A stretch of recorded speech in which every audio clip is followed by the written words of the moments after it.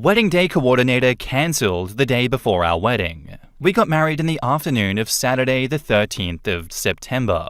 In the early morning of Friday the 12th of September, our day of coordinator sent an email that she was cancelling her event management service due to an unforeseen personal matter. Most of what was listed as services in the original contract didn't happen because they were in-person services for the day of the wedding. Providing bathroom baskets, setting up before the ceremony, helping line up and cue the processional, coordinate timing of speeches, cake cutting, etc.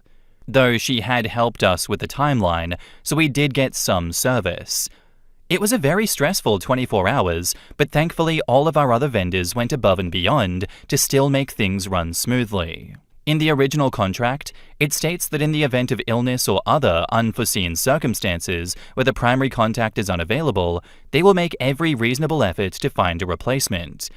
Considering that a few days before she said on the phone that her assistant would be available should anything happen, she had flaked on another scheduled commitment, so I asked.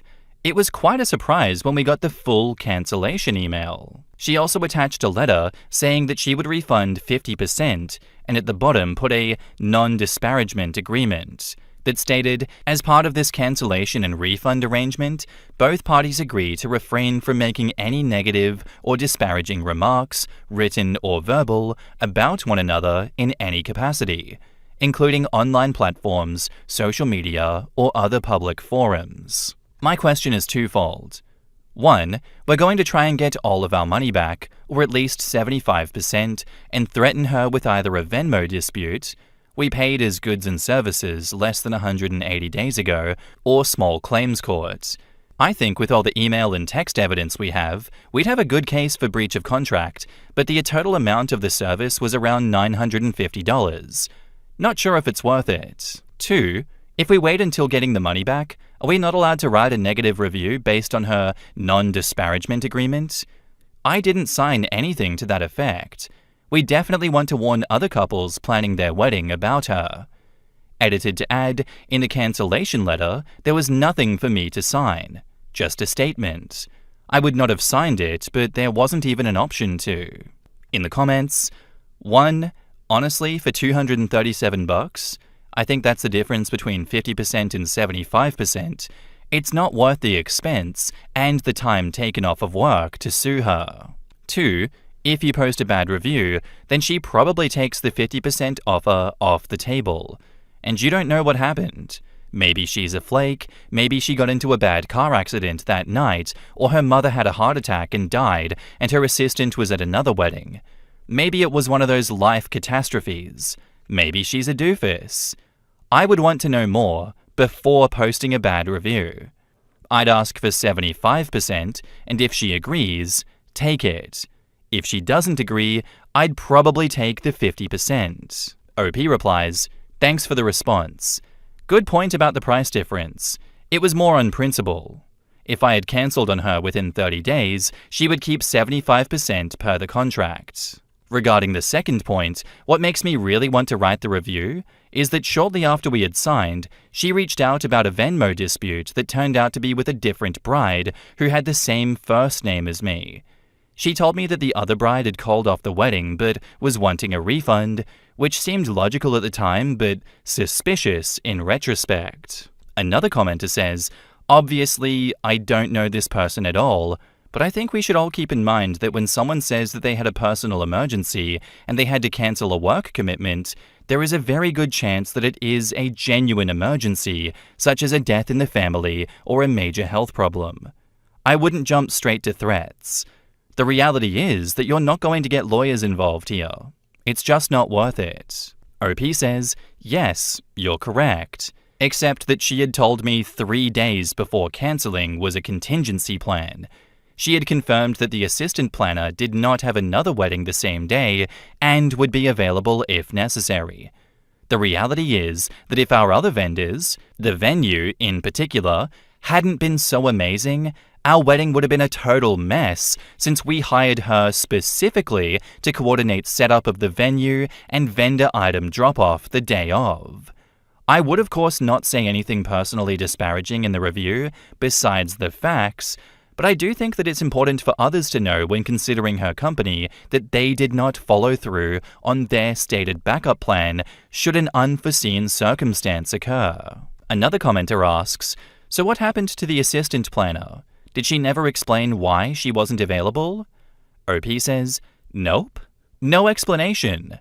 We got the email that she was cancelling the event management services at 1 a.m. Friday morning, but we had the start of wedding activities Friday, so I decided we would just put it from our minds until Monday so as to not lay a damper on our celebrations. Thus far, have not responded to the cancellation email. We're considering our options before responding, hence picking the collective minds of this subreddit. Another commenter says, wedding planner here. This happened to me once. I delivered a baby 5 weeks early. I had a little more time, 2 weeks, to hand off the wedding, but I paid the fee that they paid me and an extra $700 because that's what it cost to find someone reputable to take care of them. Go for 100% refund for non-disparaging agreement. If she gave you her run of show to operate from, I could reasonably see 75 to 80% refund, but if she didn't hand over any assets, I would go after the full amount. Even if she invested time to understand how to execute her services, e.g. site tour, she didn't deliver the services. I'm so sorry that happened, but it sounds like your vendor team were amazing. OP replies, thanks. This is helpful context. I would be more understanding, life happens, if she hadn't assured me that there was a backup assistant that was available who never materialized. I didn't mention in my original post because I noticed that it wasn't in the original contract, but she did schedule a vendor tour with my husband, myself, and the venue operator the week before, which she confirmed and then also cancelled 10 hours later. Thanks for affirming my thoughts that this is not a normal behavior for a planner/DOC running a business. I don't know anything about wedding planning, so this is probably not going to help me in the future. I hope it helps someone else. Not only did she cancel last minute, but she failed to honor her own backup plan and then tries to muzzle you with the non-disparagement clause. What? She wants her cake, she wants to eat it too, and she wants to throw that cake back in your face, after already throwing the cake in your face before this. Oh yeah, I messed up, and I'm only going to give you half back, and also, don't talk shit about me online, and I won't talk shit about you, even though I myself as the wedding planner, don't have anything bad to say about you, because I'm the one in the wrong here. Nah, I'm with that last commenter. That planner is not professional, that's a shady operator. Definitely go after the full refund, and then after the refund is settled, leave a factual review. Don't insult them, just lay it out as it happens, because the truth is not a disparagement. That will hopefully protect future couples and protect your ass legally. And now onto the update. Hi everyone, just wanted to provide an update on my previous post now that everything is resolved. Thank you so much to everyone who took the time to comment. We read through every one and it really helped us decide what to do. Now on to the update. 1. We decided to email a long list of the ways that we believed they breached our contract, including not making every or any effort to find a replacement if an unexpected circumstance arose, and asked for a full refund within 7 days. 2. They responded saying they would only be able to provide 50% refund after we signed the non-disparagement agreement. Good job to those of you who thought that they would eventually ask for us to sign it. 3. We responded saying that we would sign the non-disparagement agreement if we were provided a 75% refund. As one commenter suggested, our plan was to then write a non-review review. We cannot say more publicly, but please DM if you're thinking of working with this company, in our local wedding Facebook groups. 4. They responded saying that due to still needing to pay their staff despite the cancellation, they could only provide a 50% refund, but that we were welcome to do a Venmo dispute for the full amount and they would honor it. 5. We did file a Venmo dispute. We had paid using goods and services and included all of the correspondence, original contract, etc. The The day of coordinator must have promptly non-contested with venue because they ruled in our favor the next day. They did reach out and asked us to confirm that we received the money. We responded saying that we did and have not had any further contact. Since we didn't sign any non-disparagement agreement, we are planning to post a review. A few of you have suggested that they might have double booked, but we didn't see anything on their socials as of today. I guess we'll never know if they did have a family emergency and didn't have their supposedly confirmed backup available, or if it was some kind of a scam.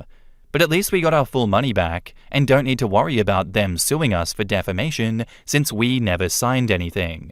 In the comments, Terurial says, "I'm glad everything worked out, but now my curiosity is getting the better of me as to whatever the actual reason was for cancelling. Kinda wondering if it's a scam business.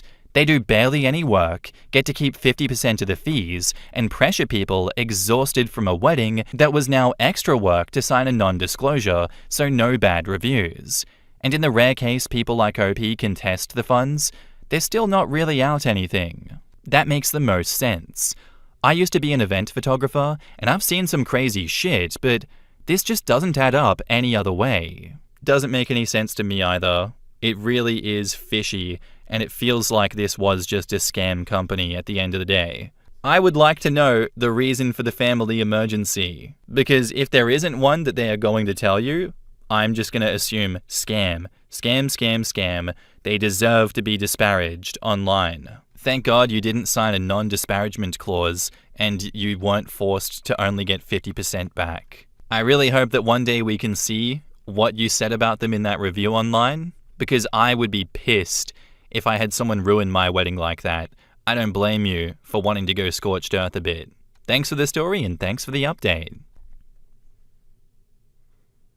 Our next post is by user AnonymousAsker8372, titled, "Am I the asshole for rejecting my husband's attempts at intimacy?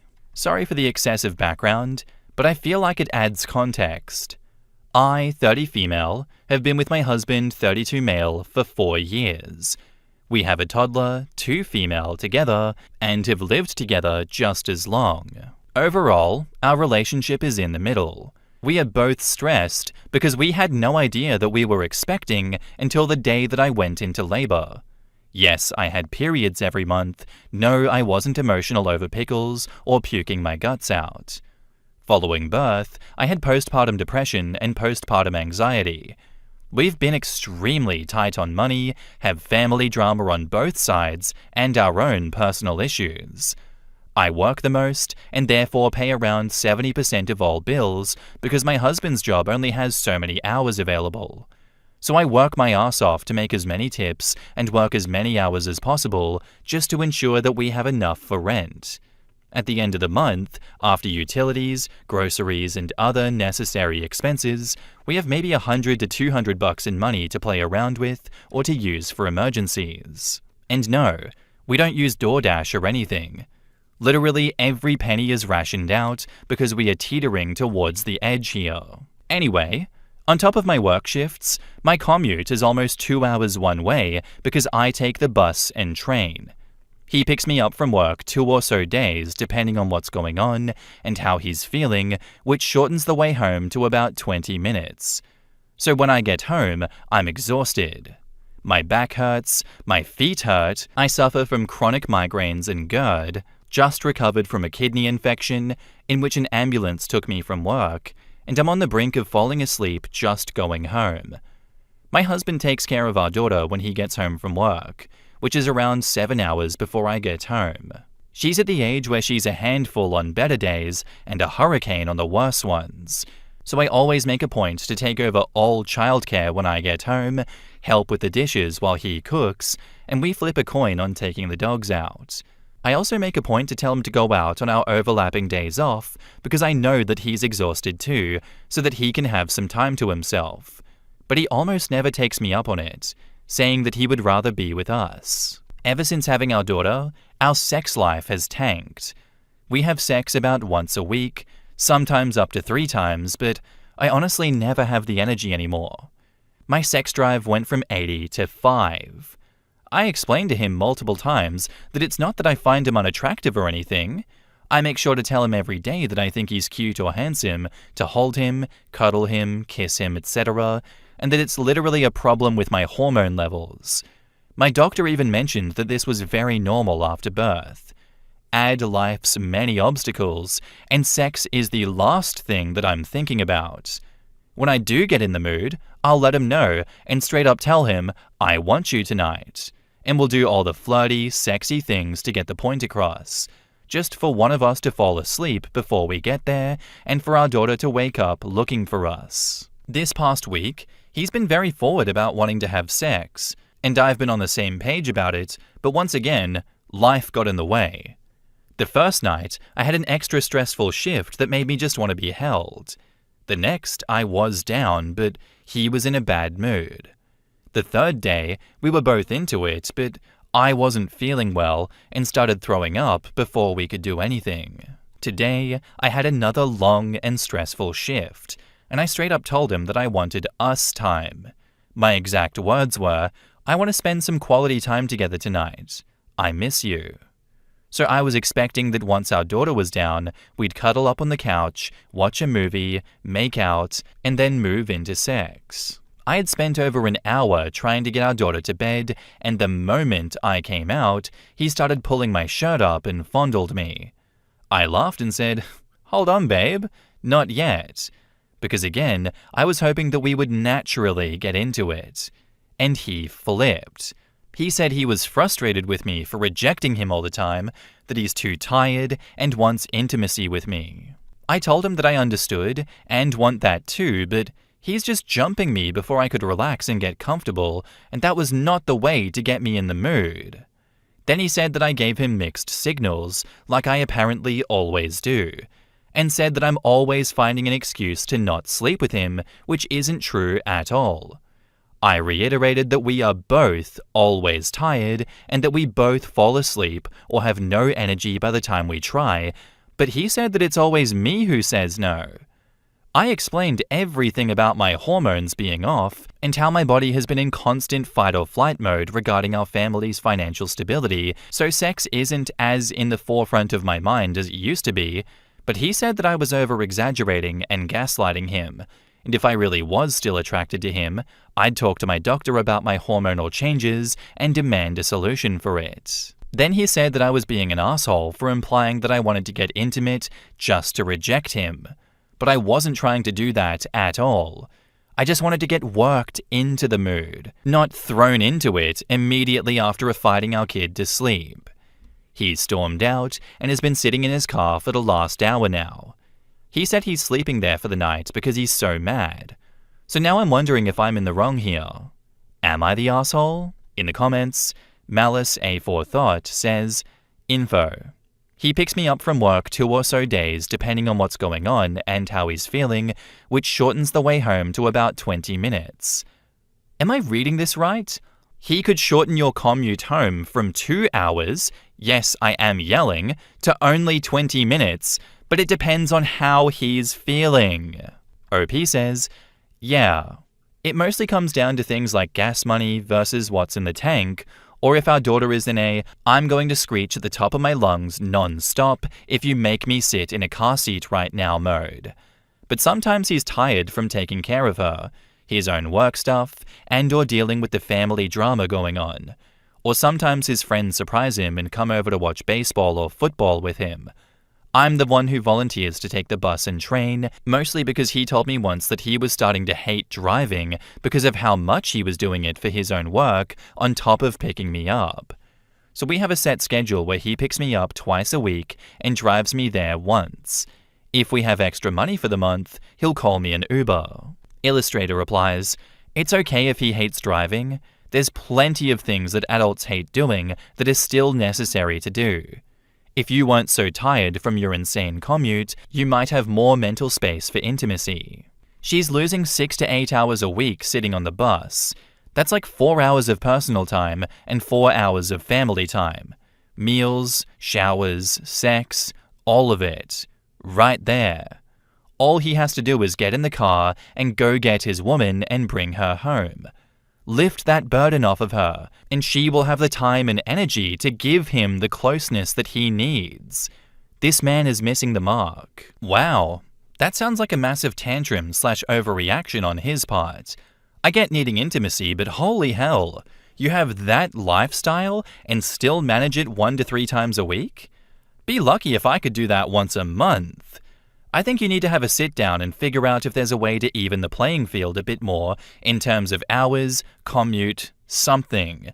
Raising a toddler is a full-on 24/7 thing, and you need to be able to recharge before you run the motor at 100 for sex. He is being very unfair. I have no idea about your situation, but I hope you find a way to work a little less and get some time in for yourself. He needs to grow up. OP says, "Thank you. I honestly have no idea how we manage sex as it is.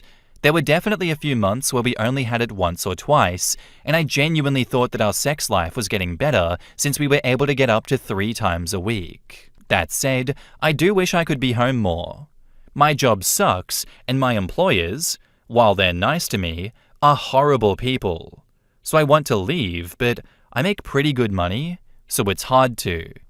He's supposed to be starting a better job in a few weeks, so hopefully this is all coming from him just being stressed over that, and that means I can drop a day of work to help even things out a bit more." Opaline says, "Honestly, he should be on his knees thanking you for managing sex once to thrice a week with your current lifestyle. I had a very clingy baby postpartum who rarely slept more than half an hour with someone's body next to him until he was a year old, and my husband usually needs 45 minutes to an hour per intimacy session. So guess how often we managed to have uninterrupted sex during our first year? Less than 10 in a year. No offense, but this guy needs some perspective, because he sounds straight up ungrateful. Once to 3 times a week is so insufficient that he would blow up at you and sleep in his car? That is childish and entitled." I agree. I think that is very childish and entitled, and he definitely needs a healthy dose of perspective, because holy shit, your health is not good. I'm surprised you're even managing to have sex at all. I have GERD myself, and I know just that alone, especially unmedicated, is a life destroyer. It destroys your quality of health and quality of life so badly. You have dealt with so much more. Opie, you are physically and emotionally spent, and I get that he feels rejected and unseen, but the onus is not on you in this situation. You are not the asshole. You commute for hours a day, you're recovering from these major health issues, you're carrying 70% of the bills, and still taking on childcare the moment that you walk in. That's brutal. You even explicitly and clearly communicated how you wanted to go about this quality time. You wanted connection first, not just straight into sex. He is choosing to interpret that as rejection rather than emotional need. He is not meeting you where you are at. And I get it. It's understandable why he's like that. His frustration is human, but him storming out of the house and sleeping in the car turns what could have been a moment of vulnerability and honesty with each other into some fucking punishment. He should have instead talked about how isolated and how unwanted he feels, not lash out at you like that. That's how you break a relationship. I think you both need to talk, ideally in therapy, before your resentment for each other breaks this relationship. And now, onto the update. Hi everyone. I just wanted to thank everyone for the comments and suggestions.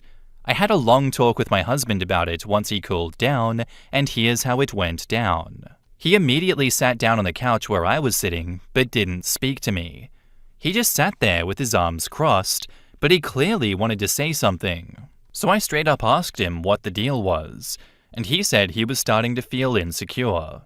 He said he completely understood where I was coming from regarding my hormonal changes, my stress levels, and my workload, and he appreciates the sacrifices I make to keep us above water. He just felt like he wasn't enough. Not making enough, not helping enough, not enough. And that he was starting to feel like he wasn't wanted or needed because it seemed to him like I could have easily taken care of her on my own without him. And then he yelled at me, which he admitted was not how he meant to react, he got even more upset, not at me, but himself, for getting that upset over it in the first place. Kudos to the commenter who suggested that that could have been a thing. He said he felt shitty and embarrassed for reacting like that and didn't want to be around me because it was making him more upset at himself. So he sat in the car, yelled at himself, and started reminding himself that he wasn't a fucking kid and that he had to be there for our family any way he could, regardless of his hormones. He was just overwhelmed and overstimulated with all the Bluey, the Miss Rachel, the super simple songs, the sticky fingers, and the terrible 2 screeches, and needed me. He also said that part of it was that our physical intimacy, not just sexual intimacy, was at play.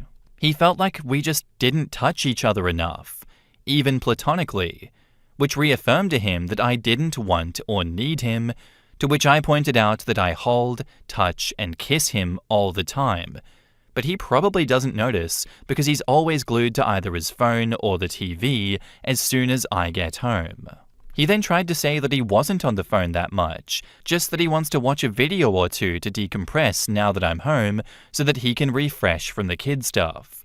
But finally admitted it when I showed him multiple videos and pictures I've taken while doing things with our daughter.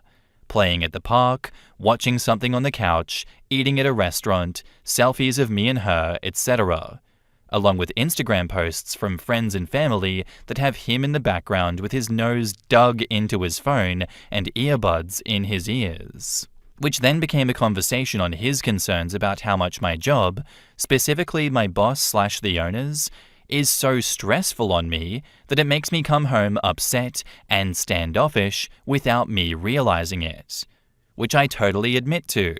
And I won't deny that dealing with drunk customers and drunk owners all day makes me drier than a desert. So we came up with a plan to decrease phone/screen time for the both of us, set up a babysitting schedule with friends and family so that we can have alone time, and I would look into finding a different, closer job with bosses who aren't giving away free booze and then making the staff pay for it.